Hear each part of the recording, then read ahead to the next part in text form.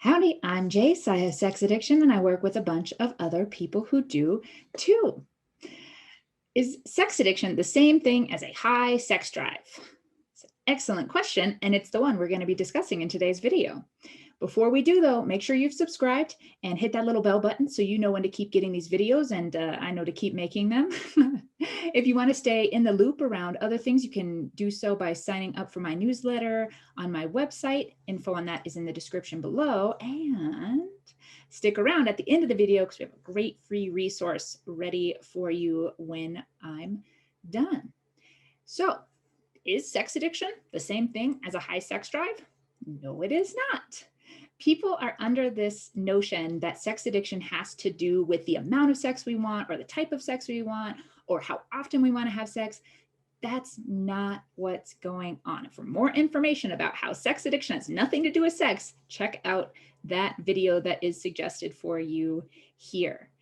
High sex drive can be in someone who has sex addiction, but they're not really one and the same thing. They can be confused as the same thing. If somebody is seeking out sex as an outlet for reacting out and they're wanting to do that a lot, that might look like they have a high sex drive. But in actuality, what's going on is that they are wired into the reward system, the limbic system, and that compulsive craving is a desire not for actually sex itself, because that's not what really is going on, but of the chemical release that comes with it. So that way that the brain can balance out those chemicals and we could stay in this state of attempted balance within, and to numb out from the things that don't feel good, which is why people gravitate towards reacting out in the first place, usually from a young age. So I'll use myself as an example. Every time I would not be in a place of reacting out, I would panic. I might look like this on the outside. Oh, yes, I'm having a good day. Thank you. But inside, I was freaking out because this had been wired into the brain, and you can learn all about that in the other video, as part of my survival. And I pushed the button so often that when I stopped pushing the button, all of the stuff that's just sitting there, like all of those tough feelings and the difficult things we're running from, the anxiety, the depression, the self-loathing, the not being good enough, the discomfort, all of that's just there. It's like off screen. It's like you can't see it, but it's like right here, right? And so when I stop numbing out, it's just there. And then all of a sudden it's like, where did that come from? I don't want that. I need to block it again. And because my stuff was so big and so painful, I wanted to block it all the time in a lot of weird ways. And because I had learned of using sexual expression and sex and things in that realm as a way to block that, and I desperately wanted to block it because it hurt so damn much, yeah, it looked like I had a really high sex drive and that I wanted sex all the time. That's not really what was going on. I wanted to numb out from that really tough stuff all of the time. So I can see how it can be really confusing and why we think it has to do with sex, but it really doesn't. And of course, we know from other video, Is Sex Addiction Real? There's actually criteria that go into sex addiction. And from video, Is Sex Addiction Fun? We know what's really going on beneath that as well, and the difference between that and healthy sexual expression. So check out those videos for more info. But no, they're not the same thing.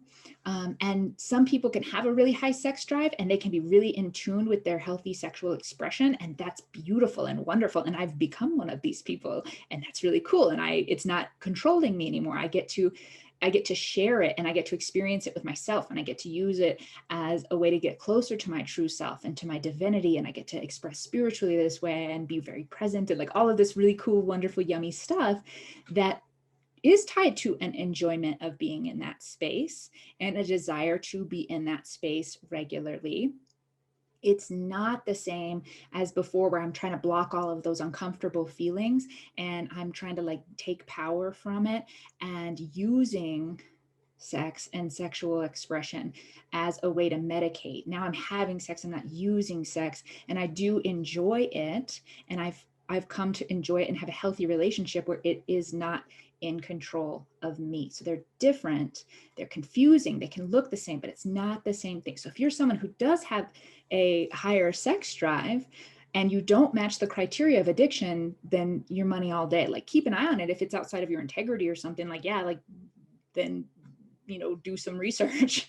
But if it's true to who you are and there aren't consequences and it's in alignment with your healthiest self, then like, that's not addiction. Wanting to have sex often is not what sex addiction is. So check out those other videos I recommended, but we'll leave this one short with that answer. No, they're not the same thing. Sometimes they do show up in the same person, but they're not the same thing. I hope that's clear. I love answering your questions, so you can send them in on my website if you would like, or you can find me on Instagram or Facebook and contact me there with your questions, and we'll just keep answering them. Why? Because a lot of people are suffering with this right now because we're not talking about it, because we don't have a clear understanding of it, and there's a lot of stigma. That is bullshit. It's 2021. No one should be suffering at this point. We have all of the solutions and so many to fit every different person that why we're letting people suffer. Millions. You have to understand, this is millions of people that are harming themselves and others, and that are suffering every day, and that they're convinced that they are worthless, and they are using tools of a child to try to meet appropriate needs as an adult, not showing up in their full expression. They're showing up in usually pretty harmful ways. That's what people with addiction, we do. It's kind of like our thing unintentionally. And none of that has to exist. And it's not helping our world at all. So it's important to me that we have these open conversations so that we can bring this stuff into the light, so we can just deal with it and be grown-ups about it already, and just be like, yeah, that's a thing.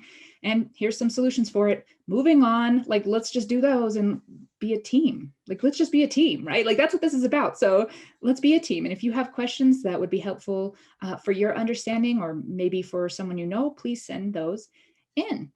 In the meantime, I'm going to be loving you a ton, and I encourage you to stay curious.